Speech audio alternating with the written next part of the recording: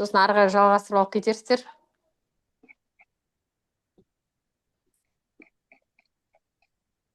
Отқан активно біздің математика әріптестер ғой. Может, жаңадан кіріп жатқан әріптестер бар. Енді әріптестер дауысты өшіріп кірейікші, ар жағында үйдің дауысы сол шығып жатыр, өшіріп кірейік. Қай әріптесіміздің дауысы шығып жатқан.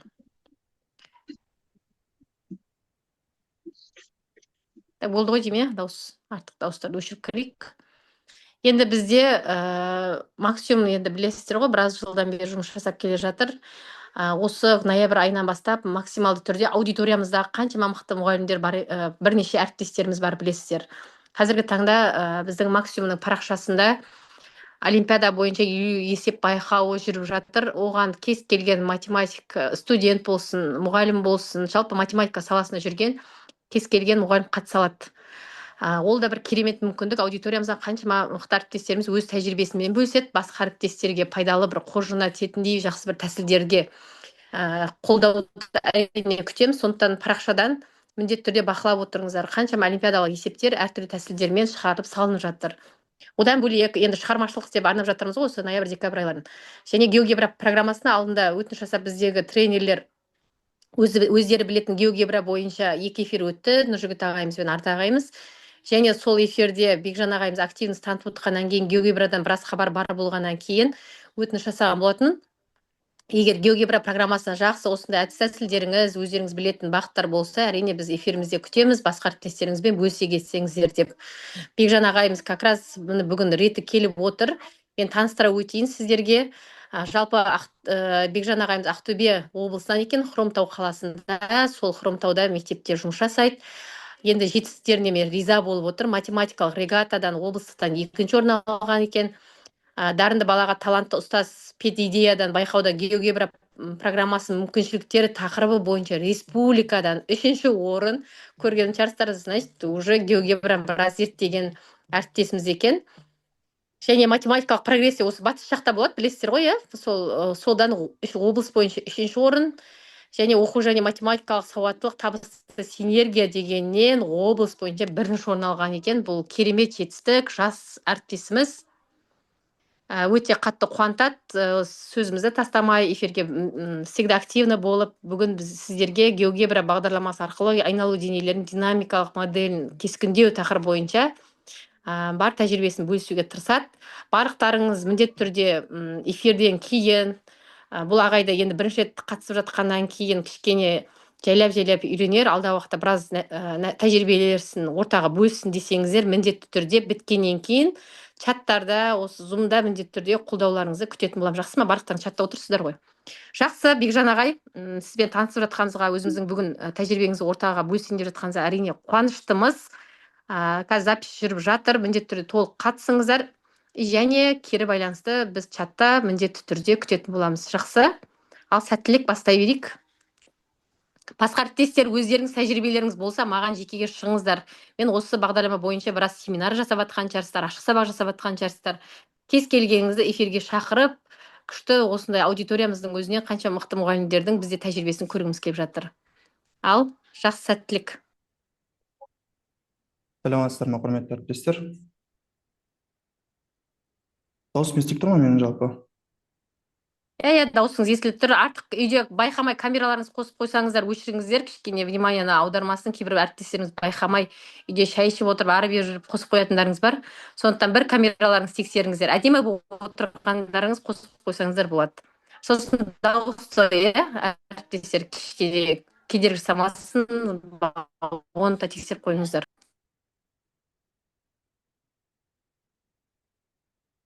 Так, бастайық ондай болса. Геогебра бағдарламасы арқылы айналу денелерінің динамикалық моделін кескіндеу. Жалпы бізге керекті 2 команда бар геогебра бағдарламасында. Ол Rotate командасы және Surface командасы. Rotate деген ол бізде фигураны айналдырып береді. Surface деген соның поверхностьін жасап береді. То есть бұнда суретте көріп тұрғандарыңыздай, мына көк поверхность растеке сол Surface деген командамен орындалып отыр.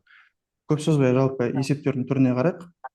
Жалпы 11-ші сыныптың бағдарламасында бізде айналу денелері деген тақырып бар ғой.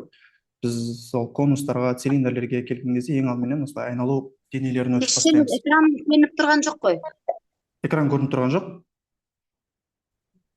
Көрініп тұр. Көрініп тұр, экран көрініп тұр. Көрініп тұр. Көрініп тұр. Көрінді ма? Так, Иә, иә, ең көрініп алдыменен геогебраның өзіне бір көрсетіп кете қалайсам.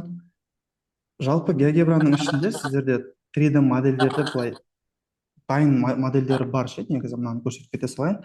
Мынау осы уақытқа дейінгі там әр елдің өзінің международный мұғалімдердің өздерінің жасағандары мында сохранить етіп отырады. Сіз де өз жасағаныңызды осында сохранить етіп қойып отыратын болсаңыз, сақтап қойып, басқа мұғалімдер сіздің именно құраған фигураңызды, анимацияңыз болсын, барлығын пайдалана алады. Мында кеше Ардақ ағайдың көрсеткен анимациялары, Ардақ ағайдың көрсеткен жері. Мынау призманың жазықтықпен қимасы, бұл дайын нәрселер, иә, бұл дайын нәрселер. Бұл нәрсені жасау қиын емес, өте оңай негізінде. Айналдырып көрсеңіз де болады, бұны сабақ түсіндіру барысында пайдаланып кетесіздер. Менің бүгін көрсеткім келіп отқан нәрсе ол сол как раз таки айналу денелерін қалай құрастырамыз. Ең алдымен GeoGebra Classic 5 интернетте бар, бұл бағдарлама тегін толықтай. Осы бағдарламаны ашып қоясыздар. Сізге ашқан кезде осы нәрсені ұсынады. Ни в коем случае ешқайсысын басудың қажеті жоқ. Бізге өйткені 2D полотносы да керек бола қояды. Онда 3D полотноны аша қояйық. Вот бізден 2 полотно бар. Мынаны кішіретіп қояйын, бізге өйткені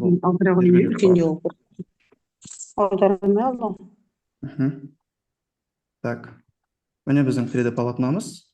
Осы полотномен жұмыс жасаймыз, және мына полотномен жұмыс жасайтын боламыз. Бұл бізде элементтер тізбесі. 3D-ні қалай аштыңыз, қайттан көрсетіп жүресіз бе?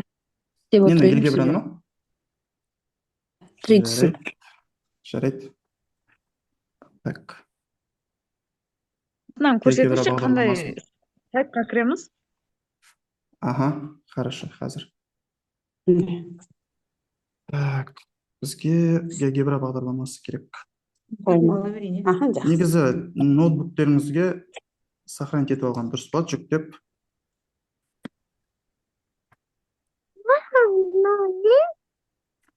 GeoGebra Classic. Мұнда өзі көрсетіп бере қояды.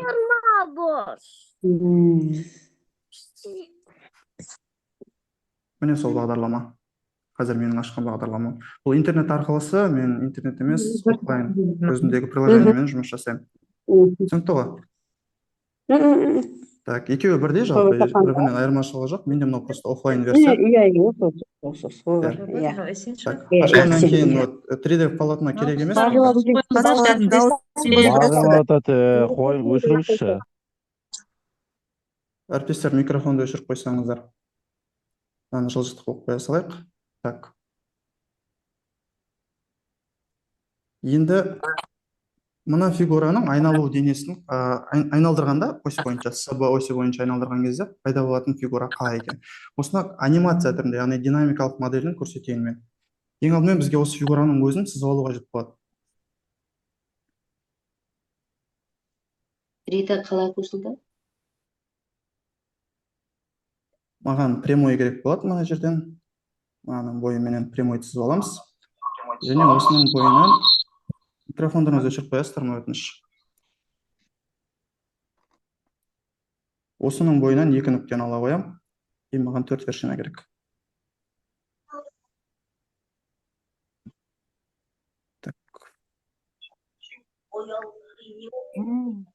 Ана жерге нүкте қоя қояйын. Осы нүктеден перпендикуляр екінші линияны сыза салам. Қандай санға қоясыз мына жерден нүктені? Түсінікті. Хорошо. Былай істейік. Более проще қылайын. Ешқандай санға қоюдың қажеті жоқ негізінде. Сіз басынан түсіндіріп жіберіңізші. Қайсы басамыз. Хорошо, түсіндім. Ең алдыменен суретті сызуда ғой бұл жердегі проблема. Бізге именно вертикально тұрған варианты қажет. Маған ось керек. Менде мұнда не бар? Перпендикулярная линия деген нәрсе тұр. Көріп тұрсыздар ғой? Бізге мұнда анықтамасын береді мұна жерге. Маған точканы көрсету керек, және ол қай жазықтыққа перпендикуляр екенін көрсету керек. Бұл үшін мен мұнда точкаға барамын. Мұнда точканы қоям, мұнда екінші точканы қоям. Өйткені маған 4 бұрыш керек қой. Ары қарай перпендикулярная линия дегенге кіреміз. Осы жерде мен нүктені көрсетем, және нені көрсетем, жазықтықты көрсетем. нүктені көрсетемін, жазықтықты көрсетемін. Түсінікті ма? Бір сұрақты записьқа қоя аласыз ба? Осын сосын асықпай істеуге. А то Записьте тұр ғой, так, записьте ұмытамын. тұр. болды. Записьте тұр. Ары қарай. Бір нүктені көрсетемін, кешіріңізші бір минут. перпендикуляр Мынау линия. Кеңістік дегені қайдан алдыңыз мынау? Координаталық жазықты. Кеңістік тегісін. Қай нені басу керек? Кеңістіктегісін. Міне мына жерде. Мына жерде тұрады. Менде қазір 3D полотносы ашылып тұр, мына жерде астында екіншісінде 3D полотно деген тұрады осы жерінде.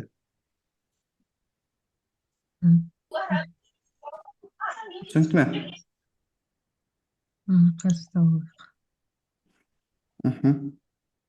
Не бар, баласымен кіріп отқан адам баспай ма екен микрофонын?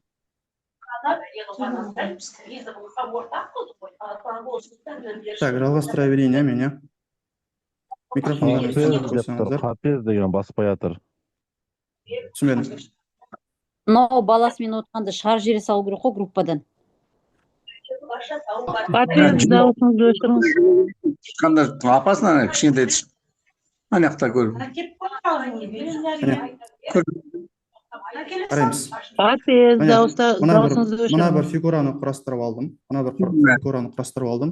Бұл жерде бұл фигураның аты менде многоугольник ABCD Q1 болып тұр екен, Маған Q1 деген жазған ыңғайсыз, сол себепті бұл жерге мен қандай да бір Дауыс жоқ бұда.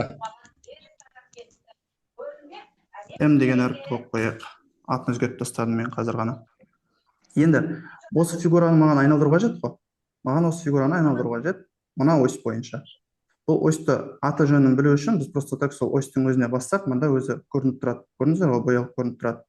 Енді мен фигурамды білем, фигурамның аты М, ал айналдыратын осьтің аты F екен. Енді 2D полотноны мен не үшін қалдырып қойдым? Мында егер байқасаңыздар, анимацияға жауап беретін мына жерлерде тұрады. Мына екеуі анимацияға жауап беретін нәрсе. Есептеулер жалпы. 3D полотнода именно анимацияға керекті слайдер деген нәрсе жоқ. Сол себепті біз 2D полотноны қосамыз. 2D полотнода как раз таки ползунок ағылшынша тілде слайдер деп тұрады, ағылшынша тілінде. Слайдер. Мында қойып қоямын. Маған слайдер не үшін керек? Слайдер фигураны айналдыру үшін қажет. Мында параметр енгізіп жіберейік. Түсінікті ғой, слайдер қайдан қойылатын? Google дегенді таңдайсыздар. Мында өздеріңізге ыңғайлы бір әріп таңдайсыздар и енгізесіздер. Менде слайдер бар енді. Міне слайдерім тұр. Слайдерім 360 градусқа дейін бұрып береді. Енді жаңағы мында сіздерге көрсетілген айтылған екі команданы пайдаланайық. Біріншісі rotate, екіншісі surface. Мында вот деген жерге жазамыз. Ең алдыменен команда rotate командасы. Жақшаны ашамын. Енді көріп тұрсаңыздар, маған объект керек. Қай объекті? Және оны айналдыру бұрышы керек, қанша градусқа бұрылатыны, және айналу осі керек. Түсінікті ғой? Кіремін. Фигурамның аты менде М. М-ді жазам. Үтір. Қанша градусқа бұруым керек? Менде градус N параметрмен берілген, кішкентай. N-ді жазам. Үтір. Және айналу осі. Ось менде ол мынау. Бұл бізде F екен. Осы жерге F-ті жаза қояйық. Enter-ді басып жібереміз. Анимация жасалынды. Енді мына кнопканы бассақ,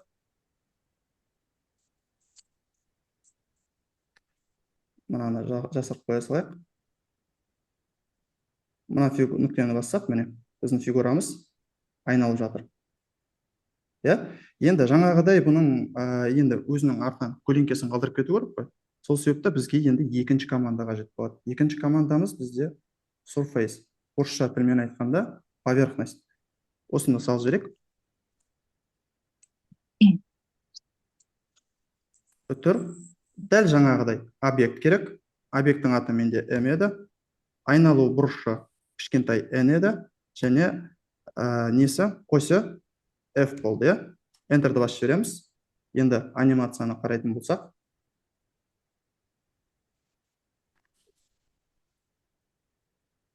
Біздің фигурамыз цилиндр бола қояды екен. Бұл жерде мына слайдерді обратно қайтып кетуі мүмкін. Сол себепті бұл жерде мына үш нүктені бассаңыздар, мында настройки деген нәрсе шығады. Осы жерден, мына жерде колебания деген тұр, осыны тек увеличение один раз қойып қойсаңыздар, анимацияны бір рет басамыз, кетті, айнала қояды. Өзі қайтып қосылып, тоқтай қояды.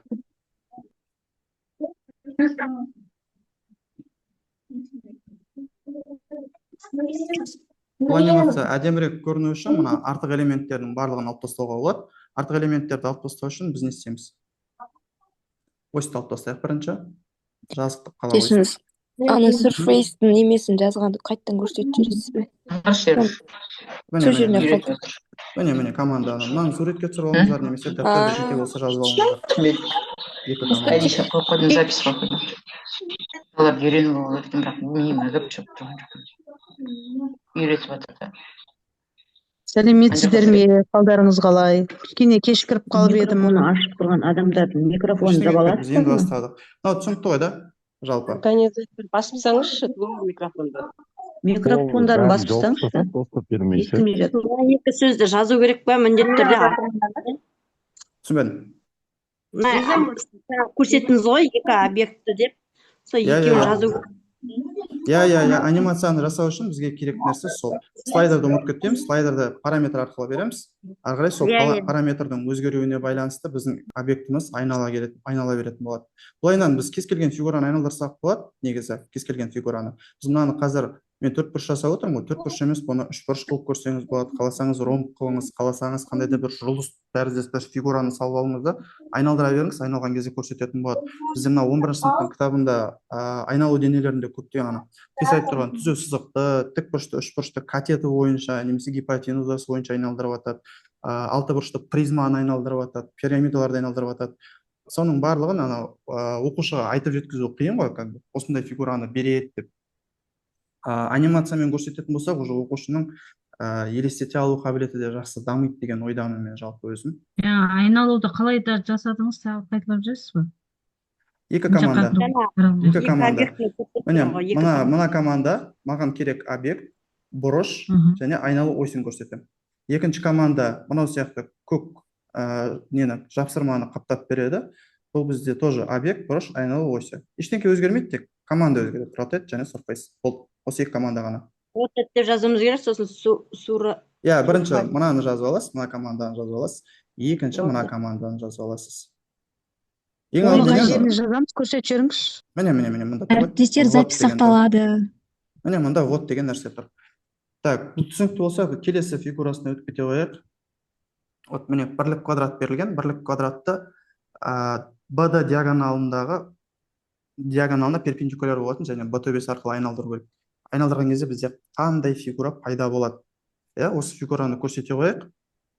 Мынаның бәрін өшіріп тастай салайық.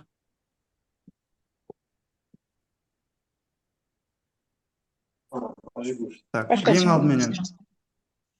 алдыменен мында мен слайдерді қойып қоямын. Слайдерді жазып қоямын. Мына жерге басамын. Угол таңдаймыз. Өзіме ыңғайлар енді жазам. Менде все, слайдер бар. Енді маған не керек? Мен салып қойдым ғой. Жасай берші, мен қазір келемін. Так, маған квадрат керек, Маған квадрат керек. Правильный многоугольник деген нәрсені басайын. Жалпы осы жерде былай істей салайықшы. Слайдерді қай жерден алдыңыз? Слайдерді мышканы басасыз. 2D деген нәрсе тұр ғой, осы жерге басасыз. Слайдер деген шығады. Мұнда басасыз. Так, маған былай етейінші мен қазір. Мынаны 0 де қылайын да. Мынаны есе 10 қылайын. Бұл не үшін? Қазір көрсетіп боламын. Так. Енді маған мұнда правильный многоугольник деген нәрсе тұр ғой. Осыны басайын, сөйтейін да кез келген жерден бір екі нүктені көрсетейін. Екі нүктені. И вершины деген жерге мен мұнда A деген параметр арқылы, көрсеңіздер, слайдер беріп қойдым. Осы A деген параметрді енгізем. Енді менде қазір бір анимацияның ішінде бүкіл 3 бұрыш, 4 бұрыш, 5 бұрыш, 6 бұрыш, 10 бұрышқа дейін кетеді. Әне. 3 бұрыш. Вот.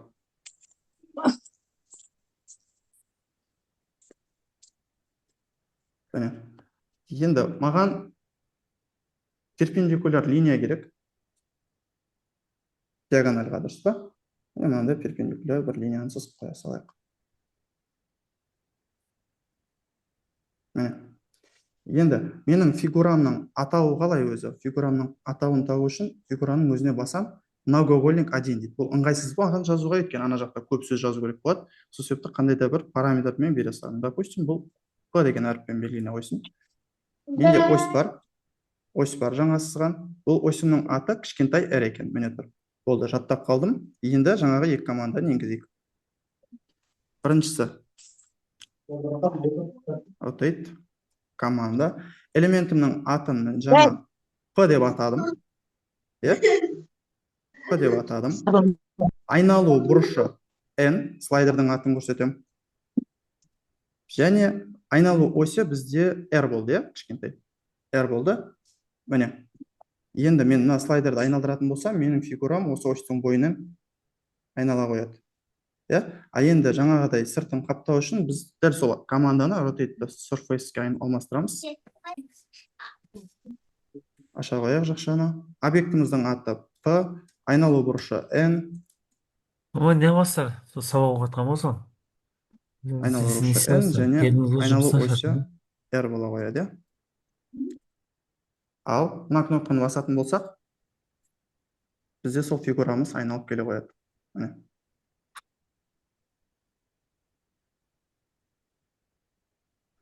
Әдемілік үшін мына нәрсені жоқ бұл жерге салса болады, просто так. Таза экран қылып. Бұлай әдемі шығып жатыр да, бірақ осындайды не қылу үшін мына жерде дұрыс командаларын таңдау керек па ағай? Жоқ, екі команда ғой, surface және rotate. Сол екі команда. Главное, сіз элементіңізді құрастырып алсаңыз, мына фигураларды сызып алсаңыз, бітті. Так, енді қараңыз, мен мына жерге жаңа мынаны практика жасап көрсек бола ма? Жасап көруге болады. Жаңа интернеттен ашып көрсеттік қой. Енді қараңыздар, мен мына жерде жаңа A деген параметр енгіздімде квадрат жасап жатырмын ғой. Әне. Біз қазір 9 бұрышты фигураны айналдырып отырдық. Егер мен мына параметрді кішірейтетін болсам, мысалға 5 бұрышты фигура керек болатын болса, міне 5 бұрышты фигура. То есть сіз бір элемент осылай бір анимациясын дайындап қоясыз, оқушыңызға бересіз, ары қарай уже айналдыра береді, сіз анимация арқылы көрсете саласыз. 5 бұрышты болсын, 3 бұрышты болсын. Главное, мұнда параметрді көрсетіп кетсеңіз бұл бұрыштардың несін саны. Мына бір сұрақ болып тұр да, мына жерде жаңа бірінші 4 бұрыш қылып алдық, оны кейін өзгерте беруге бола ма сонда? Главное, мен мұнда қараңыздар, мына 2D полотнода мен екі слайдер көрсетіп кеттім. Екі слайдер көрсетіп кеттім. Біреуі N, екіншісі A параметрі. A параметрі 0 менен 10-ның арасында өзгеріп отырады. Және мен мұнда жаңа көп бұрыштар таңдадым ғой, правильный многоугольник деп.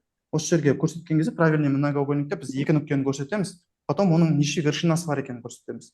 Мен оның неше вершинасы бар екенін көрсетпеймін, тек параметр беріп кетемін. A параметрін беріп кетемін. Сонда менің вершиналарымның саны A параметрінің өзгеруіне тәуелді болады. Көріп тұрсыздар ма? A параметрдің өзгеруіне тәуелді болады. Ары қарай айналдыру үшін маған екінші слайдер керек, яғни бұрышы керек маған. N параметрі. N параметрін біз бұрамыз. N параметрі. Бұл N параметрін енгізгеннен кейін менде жаңа альфадаға қатысқан үшін деп. Surface командасы және rotate командасы. Сол екі командамен өзгертіп жібереміз. Бітті. Рахмет. Кез келген түрде айналдырып көрсете беруге болады.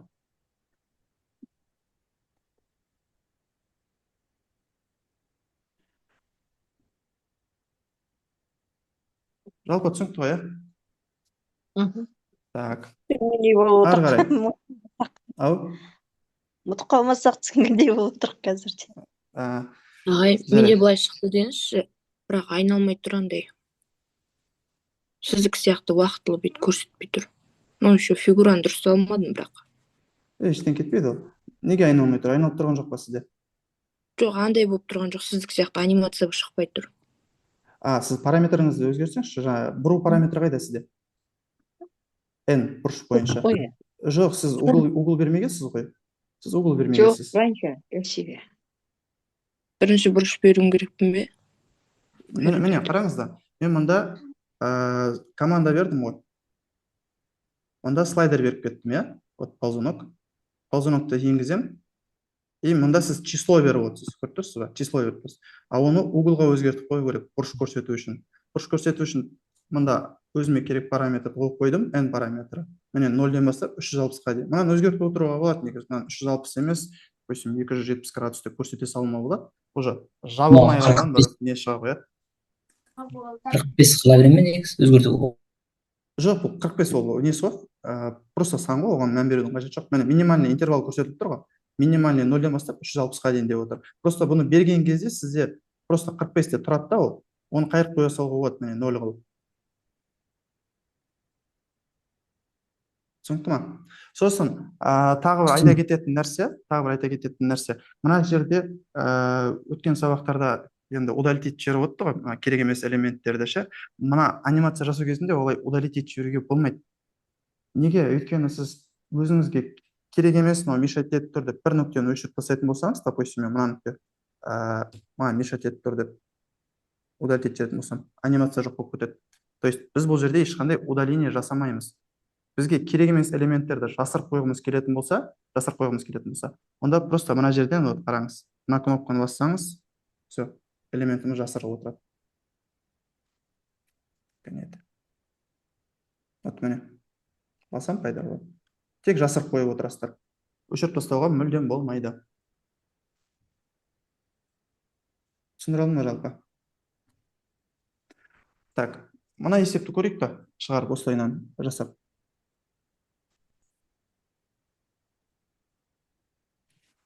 Мына жердегі катеттері, ұзындықтарын 15-20 дегендерді енгізе аламыз ба?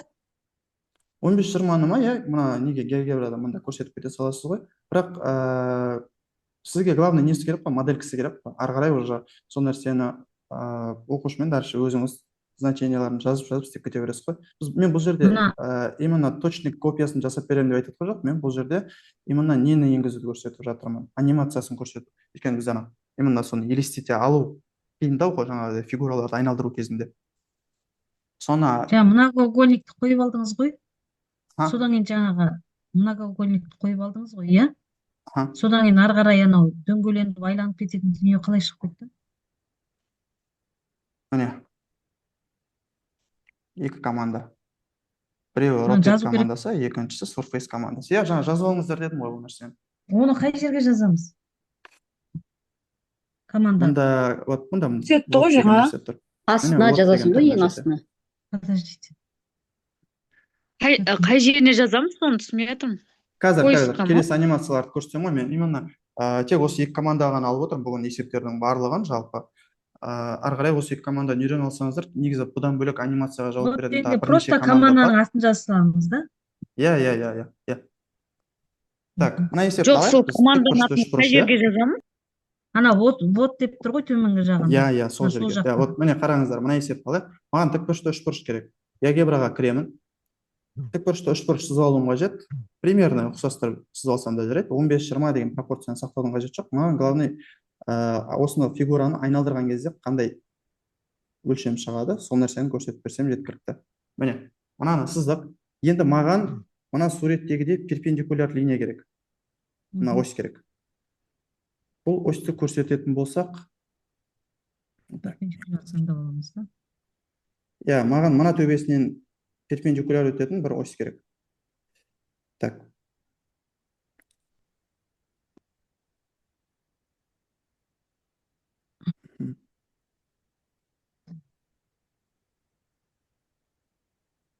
Примерно етіп сызсам ғой енді мына жерде.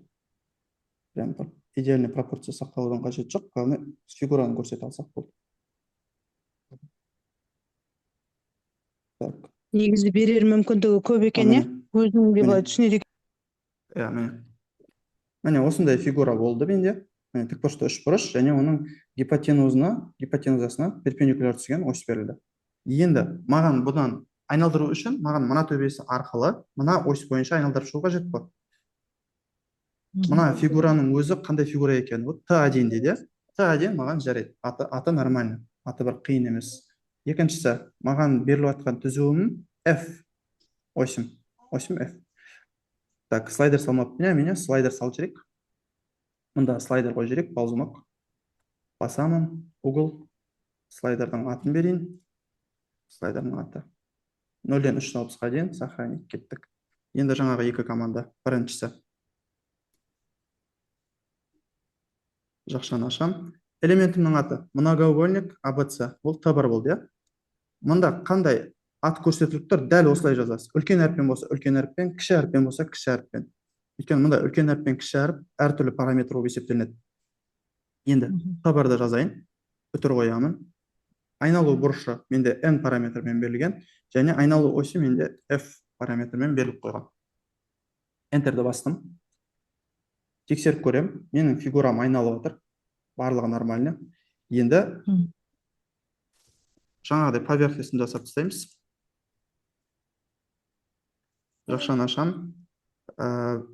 Т1 еді. Бүтір қоямыз. Айналу бұрышы n еді, және айналу осі f болды. Enterді басамын. Енді мұна кнопканы бас жеретін болсақ, міне айналу бұрышы. Мына өшіре салайық.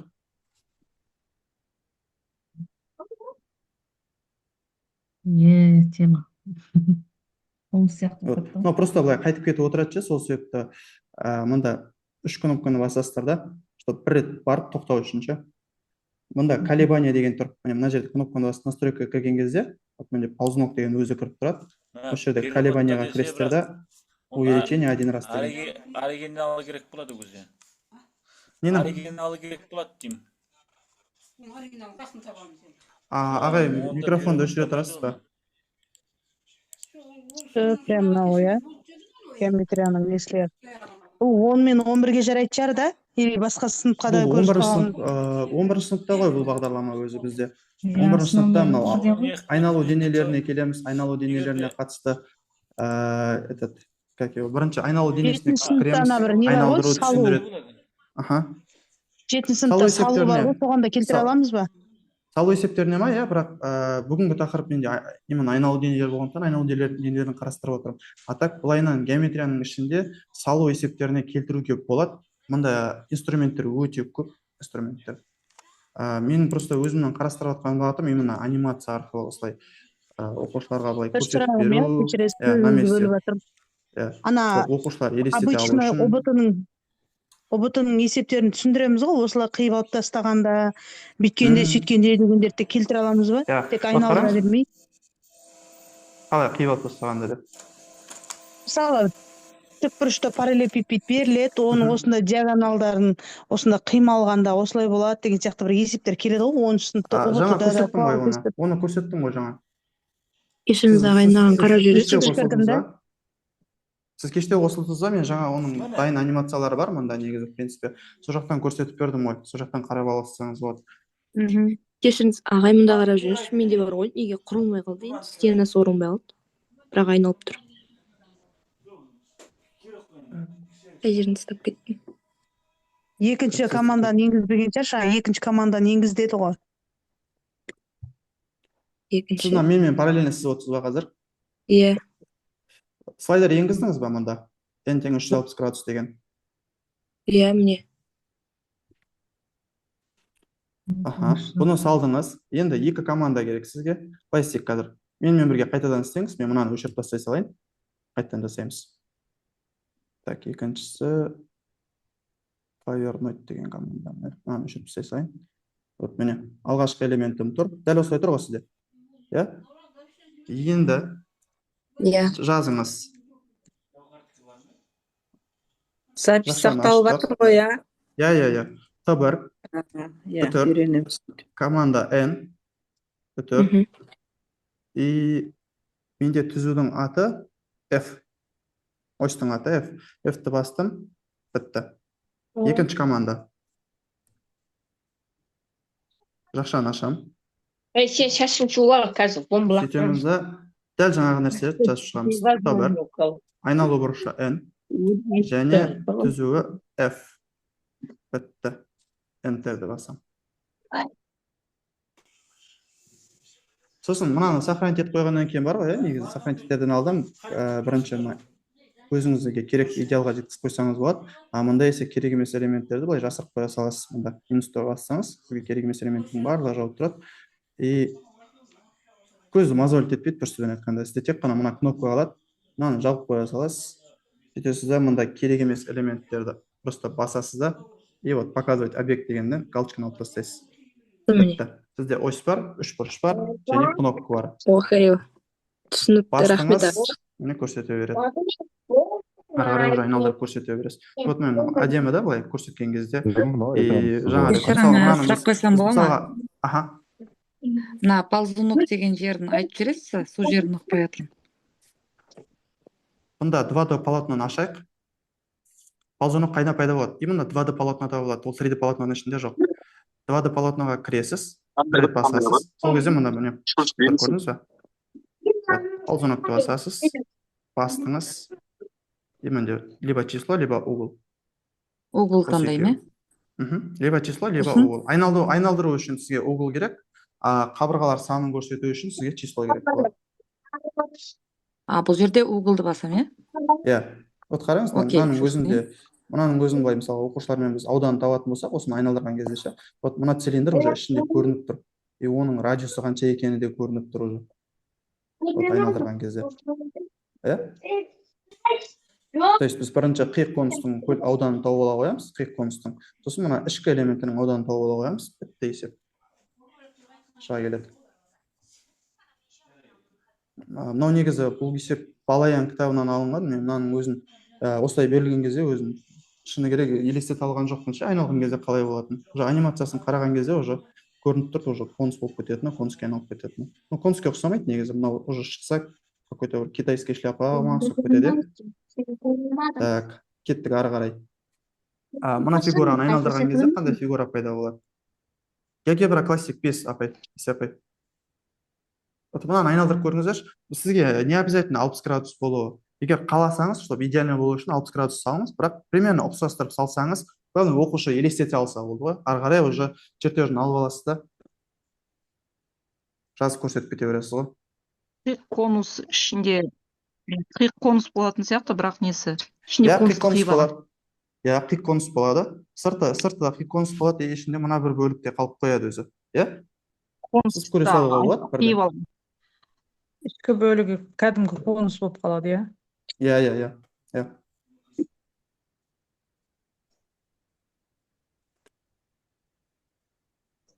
Вот, негізі жеңіл анимация. Мынаны көре салыңыздаршы.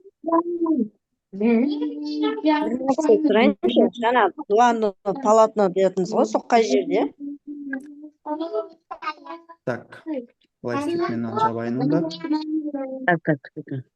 Вот.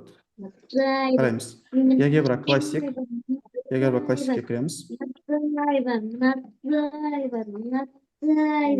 Мына кнопканы басасыз, мұнда 3 нүкте. Ася апай өшіресіз ба дауысты? Очки оған тәті.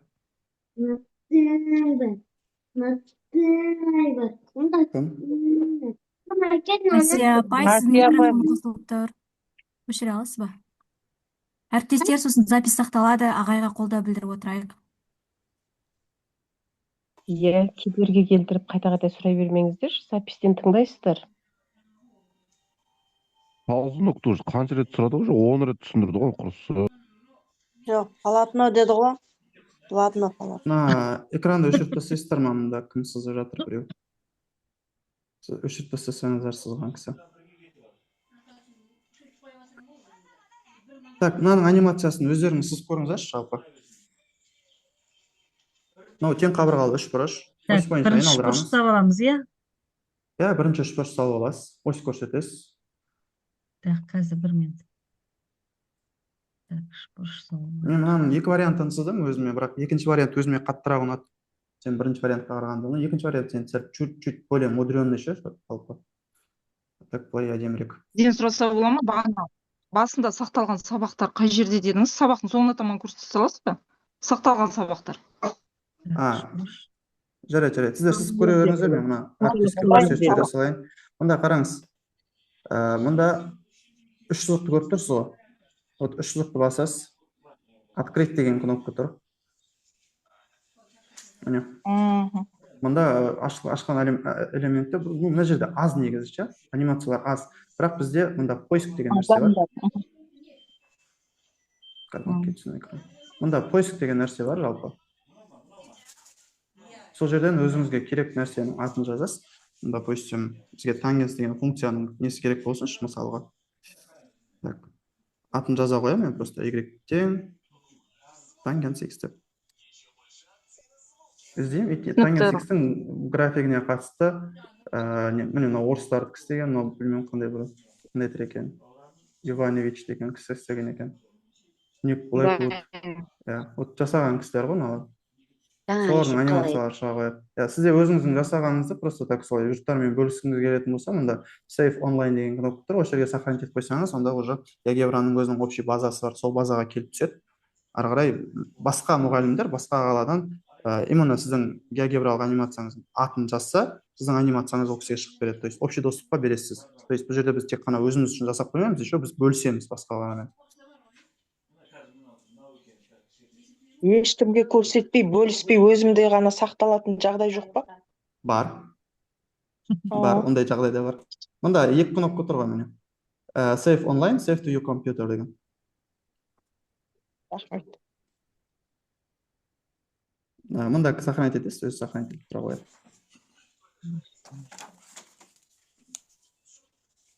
Негізі с нуля қалай үйренуге болады бұны, қай жерден? С нуля деген нәрсе болмайды, апай. Бұл жалпы барлығымыз біліп туылған жоқпыз ғой. Множество проб и ошибок қой, в общем. Мындай сұрақ қояйыншы. Мынаның бәрін сұрақ көре берсеңізші. Мысалға, сіз сабаққа дайындалып жатырсыз ғой, ертеңгі күннің сабағына дайындалып жатсыз, и өзіңізде планда бар, осынша есеппен көрсетуім керек деген, иә. Просто так ерінбеңіз, бір сағатыңыз арнаңызда, и сол нені фигураларды сызып көріңіз. Анимация демеймін, бірден фигураларды сызып көріңіз. Жаймен элементтердің барлығын танып бастайсыз, и уже буквально бір сағат, бір жыл, күніне бір сағаттан бөліп отырсаңыз, бір жылдың ішінде уже сіз мынаның құлағында ойнайтын боласыз. Жалпы қиын бағдарлама емес, оңай. Менің өзімде әлі үйренетінім көп мынаның ішінде, бірақ қазірдің өзінде уверенмін. Мысалға кірген кезде де, мысалға бір спонтанно бір есеп келсе, GeoGebraға кіреміз да, бір 10 минутта, ары кетсе бір 5 минут, 10 минутте сіз тістейтілесіз сразу же. Бұл уже мысалы қайда жазып көру керек қой бұны. Просто так бір видео материалдан үйреніп аламын деген нәрсе болмайды негізі. Ол өзіңізден шығу керек. Сотканы шығып үйренесіз, сол сияқты ғой. Сотка ыңғайсыз негізі. Компьютермен өзім соткадан үйрене алмадым жалпы. Сізге нәрсені сосын видео сияқты бір жазып алуға бола ма? Себебі барлық жерлерде оны көрсету үшін ол GeoGebra программасы болу керек. А бір жерлерде мысалы жоқ, ол программа көрсету үшін видео деген бар ма? Қалай, мынаны ма? Мынаны сіз типа запись экрана қылып қоя болады ғой. Просто анимацияны жасаңыз да, запись экранын қосасыз. Допустим, программа бар менде, Mobile Screen Recorder деген. Осы бағдарламамен просто керек жеріңізді бөліп аласыз да, запись етіп аласыз, болды, бітті. Мен жарысқа барған кезде уақыт құртпас үшін жаңағыдай әрі-бері қозғалып жүрмес үшін солай записпен барғандығыммен өз басым. Ол видеоға біз скачать ете алмаймыз да, получается? Осы программаның өзінде ғана көрсетеміз. Жоқ, программаның өзінде көрсетесіз. Но меніңше программаның өзінде көрсеткен ыңғайлы, сіз өйткені ползуноктарды бұрасыз, былай қосылайсыз. Бағдарламаны сохранить етіп қоясыз, өзіңізге компьютеріңізде тұрады жеке өзі. Просто келген кезде сіз просто ашасыз, все қойып қоясыз. Интернет керек е ол үшін? Жоқ, интернет керек емес. Мынаның несі бар? Бесплатный бағдарлама бұл. Жаңағыдай, GeoGebra Classic деп іздедіңіз, онда все, осы жерден скачать етіп алуға болады мынаның ішінде. Міне кнопка тұр, көрдіңіз ба? Скачать етіп аласыз, болды, сіздің неңіздер тұр. Мында мактікі, ненікі.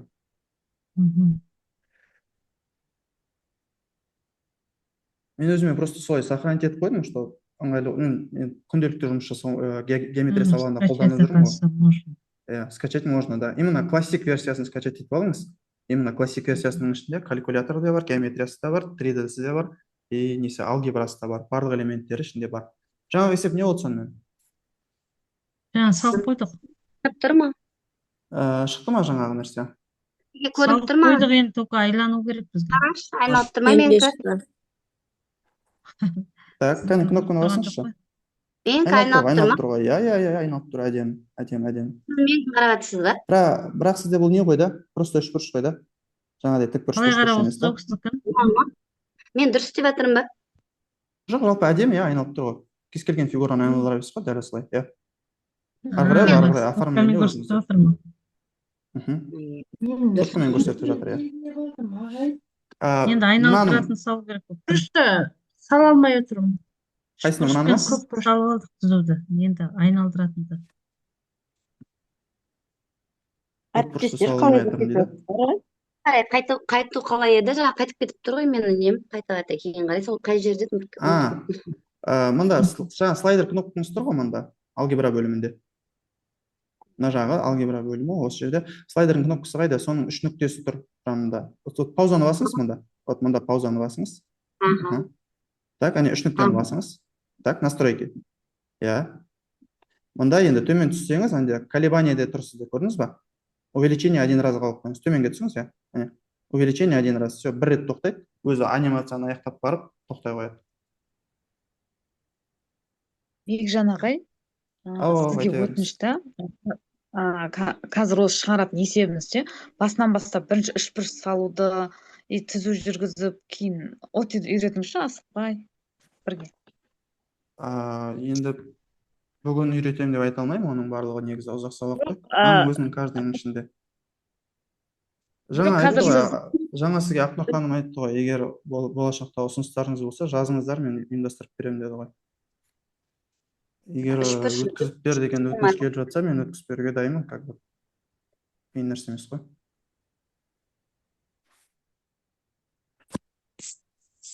Так. Жаңағы үшбұрышты былай көрсеткім келді мен оқушыларға. Ол именно оқушыларыма берген есебім тұғын. Так, бізге тең қабырғалы үшбұрыш керек. Вершина менде 3 болу керек. Тең қабырғалы үшбұрыш. Және осының бойында маған ось керек. Прямая дегенді көрсетем, и 2 нүкте көрсете қоям.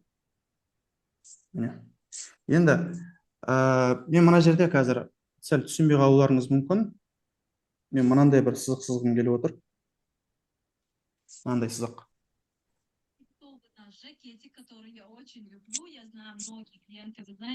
Маған мына нүкте керек еткені.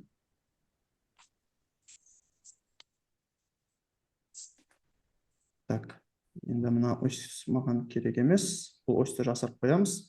Мына нүкте маған керек. Бұл нүкте не үшін керек? Қазір көрсететін боламын оны. Екінші осьті сызамын, жаңағы осьтен бөлек. Так, ось емес маған наоборот кесінді керек болады бұл жерде. Кесінді сыза қояйын. Так.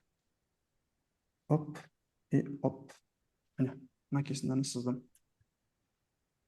Так, мына ось маған керек емес. Бұны да жасырып қоя салайын, чтобы лишний болмас үшін. Сосын мынаның бойынан мен бір нүкте ала қояйын. Бұл нүкте не үшін керек болады? Қазір көресіздер оны. Мен мына жерден енді многоугольникке кірем. Так, мынаның өзін бірінші өшіріп тастайық. Жасырып. Так, мына нүкте де керек емес маған. Жоқ, бұл нүкте керек наоборот. Так, многоугольникке кірем. Тікбұрышты жасаңыз. Қалай? Жоқ. Қазір тұра тұрыңыздар. Былай жасайын. Сначала кесінді жасап алдыңыз.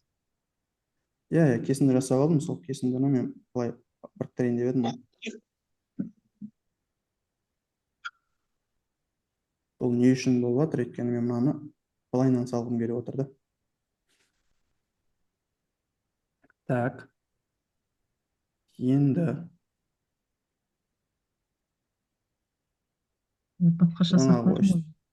осьті қайыр жерейін мен.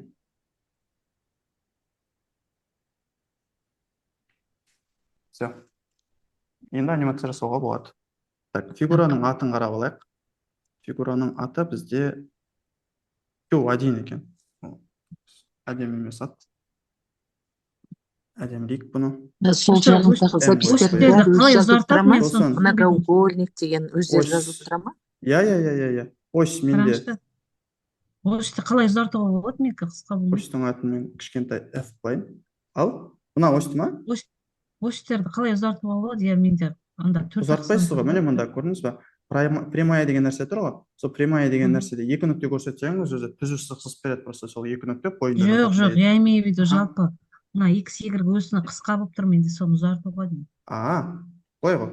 Отдаляйте, приближайте ғой. Содан болып тұрмын. Иә. Так, маған слайдер керек. Мен слайдер істеген жоқпын. Слайдерді салып алайын. Google параметр енгізді. Паузын оқпен не істейін деп тұрса ғой, туда-сюда қозғап. Иә, айналдырған. Фигура өзгеріп кетейін деп тұр ғой сонда. Фигура өзгермейді, фигураға мен просто оқушыларға идея берген кезде осыны осылай дайындап барған болғанша жалпы. Негізі жаңағыдай өзінің алғашқы күйінде оны простой күйінше істей салуға болады, но менде қазір более қиындау түрі болады қазір мынаны. Так, менің фигурам аты қалай еді, мен ұмытып қалдым уже. М, иә? Фигураның аты М. М болды. Айналу бұрышы N болды. Және осі бізде F болды, по-моему, қателеспесем. F болды. Так, ары қарай поверхностьті жазалайық. Фигураның аты M болды. Так, не бойынша? Айналу бұрышы бойынша N және F. Бітті. Так, енді мына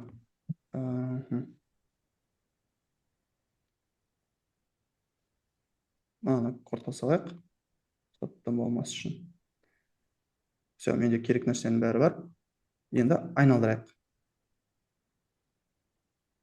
Так, мен басқа жағымен айналдырып жүріппін, е? Иә, басқа жағымен айналдырып жүріппін мен. Менің осьмның аты қалай еді өзі? Осьтің аты бізде F қой. F бойынша айналу керек еді ғой. Сіз аға екі ось сызып алдыңыз ба? Біреуін скрывать етіп, екіншісін... Біреуін скрывать еттім, бірақ мен F-ті көрсетіп отырмын, F бойынша айналу керек қой бұл. Прямаяңыз. Иә, әкеле берсін. Қазанда бар ғой. Не, Гүлжан, бармай ма екен? Ішкі бармай ма екен? Қазір мен поверхность деген жерім қайда өзі? Мектепке апарасыз. Поверхность M, N и F бойынша.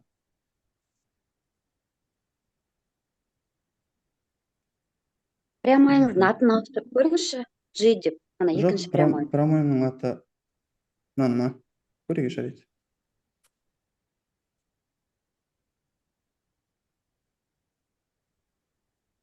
Так. Прямойдың атын жай қылайық мақұл. Так.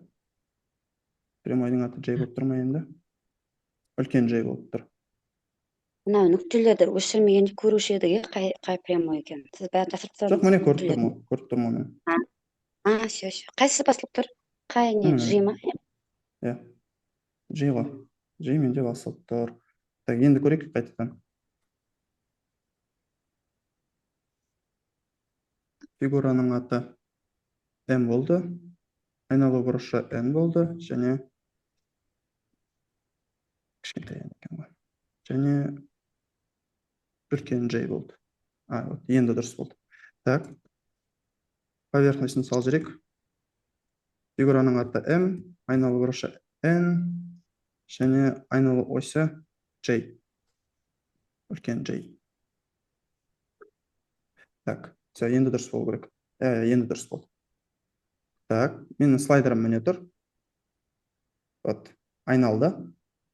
Мына фигура шықты. Енді осының бізге ауданы немесе көлемін табатын болсақ, біз егер байқасаңыздар, айналдырған фигурамыз тең қабырғалы үшбұрыш қой. Енді қараңыздар, тең қабырғалы үшбұрыш айналған кезде мына аралықта тең қабырғалы үшбұрыш болады ғой. Мен сол себепті жаңа фигураны қиындатқан тұғым. Оқушыға біз осылай көрсете саламыз да, оқушыға осылай көрсетеміз. Сонда біз жаңағы өзіміздің үшбұрышты айналдырдық. Оқушылардан идея күтеміз ары қарай. Мына жақында тасайын. Идея күтеміз ары қарай. Қалай шығарамыз деп. Енді өздерінің идеяларын айтады. Мына жерді алып тастаймыз, мына жерді қосамыз деген сияқты. Былай жеңіл жолы бар деп көрсете саласыз да уже. Чем қиық конусты бір есептеп алып, ішіндегі конусты бір есептегеннен гөрі үш бұрыштар өзара бірдей тең болғандықтан үлкен конус қылып жібере салмаймыз ба деген идеяны айтасыз да уже. Мен сол себепті жаңа фигураны қиындатқан тұғымын жаңағыдай. Менде динамика болу үшін, мен үш бұрышым фиксированный емес, қозғалатындай үш бұрыш болу үшін сондай нәрсе істеген тұғым. То есть выпуклость ма не дейді соны. Сондай нәрсе ғой общем сөзбен айтқанда. Егер сіз жаңағы андай қылып алмағанда үш бұрышты мындай қылып конус қылып соза алмаушы Если мен үш бұрыш қылсам, жаңағыдай үш бұрыш қылып, мен басында үш бұрыш қылдым, потом нүктелерін алып алдым да, төрт бұрышқа айналдырып жібердім. Иә? Көрдіңіз ғой? Просто төрт бұрышты мен мынау нүкте арқылы, вот менде мынандай болды. Примерно осындай бір төрт бұрыш болды да, мен потом просто так мына қабырғасын мында кіргіздім да, қайтадан үш бұрышқа айналдырып қойдым. Как бы көзге жасырынып көрініп тұр. На самом деле мында үш бұрыш емес, төрт бұрышты фигура айналып жатыр. Просто көзге көрінген кезде уже үш бұрыш болады да. Бұл нәрсе мына нәрсені. Мен мынаны что выпуклості былай кететіндей етіп істедім да, сонда біз просто так енді ішкі жағының ауданын есептедік не, оны сыртқа шығарып қойып, ол жағын есептедік не бір ғой. То есть біз екі формуланың орнына уже екі рет есептеудің орнына уже бір рет қана есептей саламыз да бұл жерде. Өйткені мынаның алғашқы үшбұрыштың биіктігіменен, бізде алғашқы үшбұрыштың биіктігіменен мына биіктік бір ғой екеуі, тең қабырғалы үшбұрыш болғандықтан. Иә?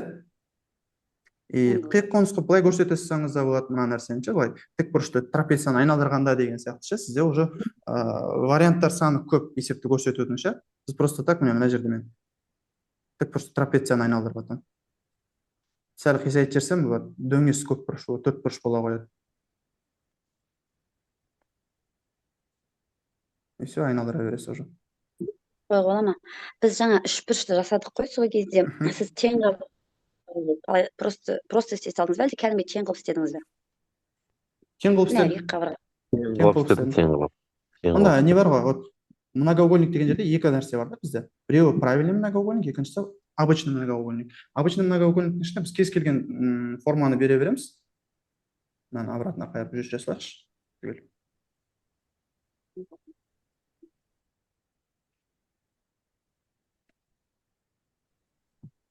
Вот қараңыз, сіз мына жерде төрт бұрышты көрсеткен кезде правильный многоугольник дейміз да, мында бастым, екі нүктені көрсеттім. Вот вершинасы неше керек? Мысалы маған 26 вершина керек болсын.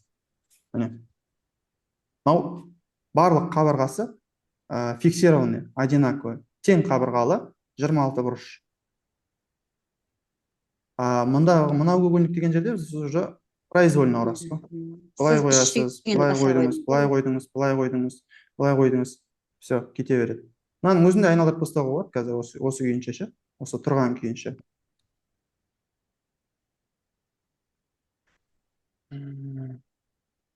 Мынаның өзінде мына ось бойынша айналдырып жасауға болады, просто так прямойысын көрсете саласыз.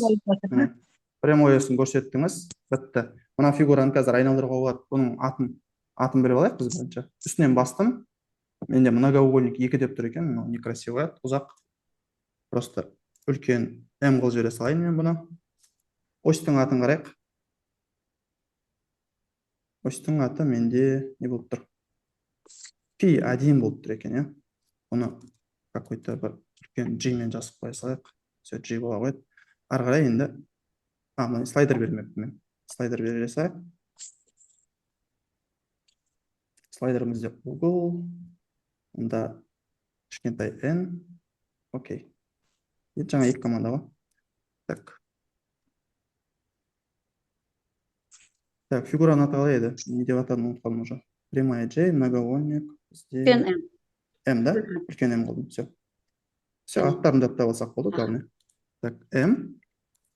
Бүтір қоямын, кішкентай N, бұрышы, сосын үлкен J, де? Үлкен J. Үлкен J. Болып, айналады. Так, М, айналуы N, және үлкен J. Так, менде J, үлкен М. Не болып қалып жатыңыз. Фигураның аты бізде М ғой, М.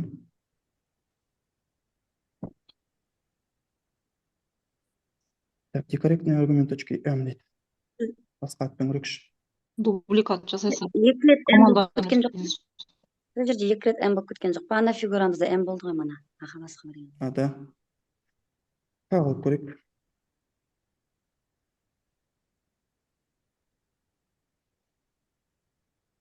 Ана түзудің үстін басқан кезде шығады екен ғой аты, иә?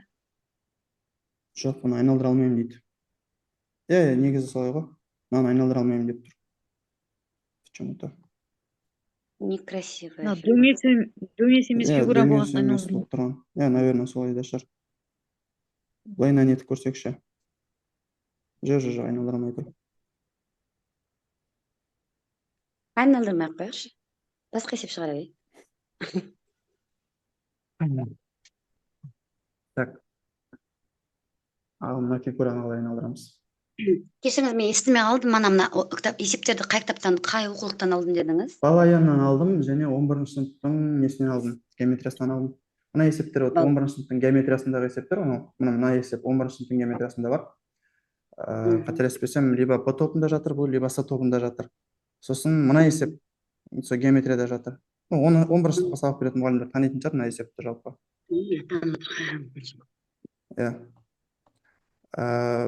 Мына есеп, бұл есеп тең қабырғалы тік призма. Осыларды қарап кетейік, кеңістікте. Жалпы геогебра кеңістіктегі фигураларды айналдыра алмайды. Сіздерге сразу спойлер жасап кетейін. Так, маған призма керек. Призма керек, ол үшін табанында менде тең қабырғалы үшбұрыш болу керек. Тең қабырғалы үшбұрышты. Не табу керек, не салу керек еді? Табаны тең қабырғалы үшбұрыш болатынын тік призма. Тік призма керек. Призманы көтере салады. Жарайды. Так, қабырғасы тең қабырғалы үшбұрышты сызып қойдым мен. Енді осы жерден маған не керек болады? Қараңыздар. Онда мен қазір центрінен ось табуым керек қой. Центрден енді мына жерде есептеп отқан как-то қиындау. Бірақ геогебрада бағдарлама өзінің командасы бар мына жерде. Мынаны басайық. Середина или центр деген нәрсені көріп тұрсыздар ма? Точка деген жерде тұр. Көрдіңіздер ғой? Осы середина или центрді басамын. Мұнда элементіме басып жіберемін. Так, менде мынау мындай болып тұр қазір. Мынаны жоқ, бұл жерге салайыншы мен.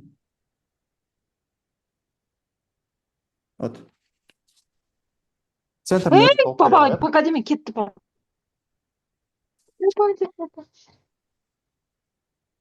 Так, центрін өзі тауып бере қояды. Ары қарай қалай болады? Новыйды ашқан кезде не істедіңіз? Бәрін удалить етсеңіз ба? Бәрін қалай новый бет ашсаңыз дегенім ғой? Новый бет. Бәрін удалить етіп отырмын, например, мен. Это как-то неудобно. Сохранить етіңіз, жаңадан аша салсаңыз, онда тұрған ештеңке жоқ па? Міне, мынаның бәрі маған қазір кедергі болады. Мен просто өйткені қазір нүкте қоя алмай қаламын мыналарда. Мынаны былай алдым. Все, менде мына клетка қала берсін, онда тұрған ештеңке жоқ. Правильно многоугольник керек маған. Екі нүктесін көрсетемін.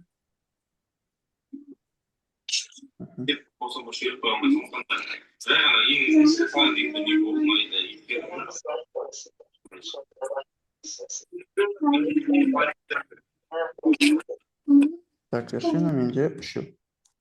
Микрофонды өшіресіз, телевизор көріп отырып қой мұнда. Енді середина или центр деген кнопка тұр. Осыны басып, мынаған басып жіберетін болсам, менде центрін тауып бере қояды. Бұл центр не үшін керек болады? Маған қазір айналу осыны сызып алу үшін. Енді мында барамыз, перпендикулярная линия деген тұр міне. Маған жазықтықты көрсету керек. Так, жазықтық керек болады екен осы жерде. Жазықтық қайрақ. Мында жазықтық болды міне.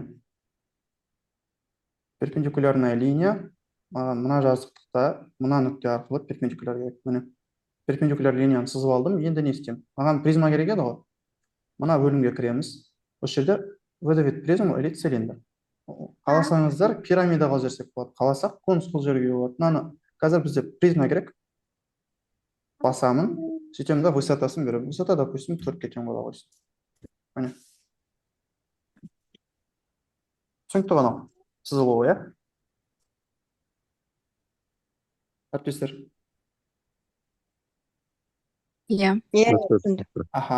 Так, енді қараңыздар, мына жерде қазір айналған кезде фигураны айналдыра алмайды бұл.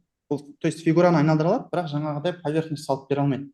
Поверхность салып беру үшін бізге бұның именно ең шеткі болатын гранин көрсетіп беру керек. Ең алдымен бірінші фигураның аты қалай соны жаттап алайық. фигураның аты бізде Б екен. Так, маған слайдер керек. Мен мұнда слайдерді берейін. Слайдер бізде углмен берілсін. Кішкентай N. Все, слайдерім бар. Енді осьтің атын тауып алайық. Осьті бастым. Осьтің аты кішкентай А екен. Так.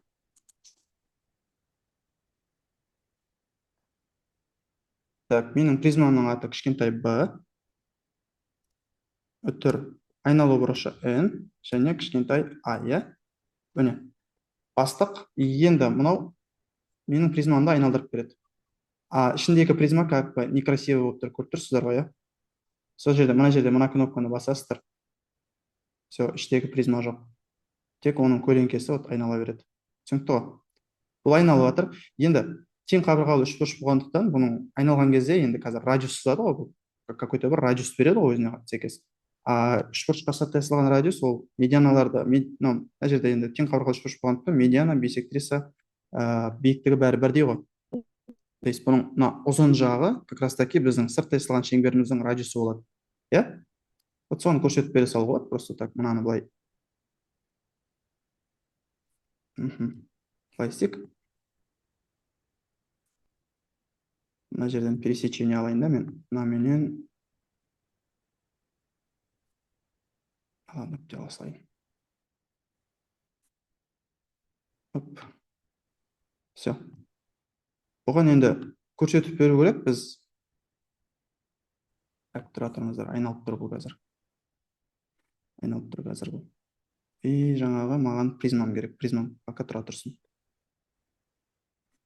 Так, многоугольник мына нүктеден бастайды. И міне. Бұл многоугольниктің атын тауып болу керек енді. Бұл бізде мынау болу керек. Жоқ, бұл емес екен. Так. Міне мынау екен. Бұның аты Q әдемі болып тұр. Бұны просто так үлкен Q қыла салайықшы. Үлкен Q. Все, осыны айналдыру керек енді бізге. Жаңағы айналдыруды біз қойып қойдық уже. Айналдыруды. Призманың ішкі призмасын өшіріп тастаймыз. То есть, мына жерден просто көрсетпейді. Мынау айнала береді. Қазір мына төрт бұрышта біздегі аты Q еді ғой. Соған қатысты мына команданы енгіземіз. Так, фигураның аты Q, айналу бұрышы N, және ось қандай еді аты? Осьті ұмытып қалдым мен. Ось бізде кішкентай ай болды, иә? Так, все, анимация енгізілді. Анимация енгізілді. Енді бізде анимациямыз бар. Міне, көріп тұрсыздар. Енді, мынау қазір төрт бұрыш көзді мозоль етеді ғой, көріп тұрсыздар ғой. Оны просто так өшіп тастаса болады. Оп, бітті. И мұнда лишний нүктелер тұр, көріп тұрсыздар. Оның барлығын просто так сөндіріп жасауға болады, чтобы мынау көзді мозоль етпес үшін және әдемірек болу үшін. Мұнда мен барлығын бірден через контур арқылы басайын. Контрол деген кнопка не ғой? Контролды басып тұрып, каждыйын басып шықсаңыздар, барлығын выделить етіп жатсыздар. Просто так. Ойына келеміз. Объекттерді тастаймыз. Все, жасырып қойдық. Все. Жаңа командалар жазыңыз ғой, соны толық қайдан білуге болады? Жаңа мен басында оны айтып кеттім, и әріптестерді жазып алған болатын жаңаша. Міне мынау бізде уже дайын анимация. Анимация дайын. Для красоты мына нүктені алып тастай салуға болады. Нүктелер болмас үшін. Оп. Все, ештеңке жоқ, тек мына нүкте қалып қойды. Все. Анимациямыз дайын. Мынаның бәрін просто жасырып қоя салуға болады. Тек анимацияға жауап беретін слайдер ғана қалу үшін. Сохранить еткенде осылай сохранить етесіздер, керек емес нәрсенің бәрін жасырып қойып. Ал кеттік слайдер.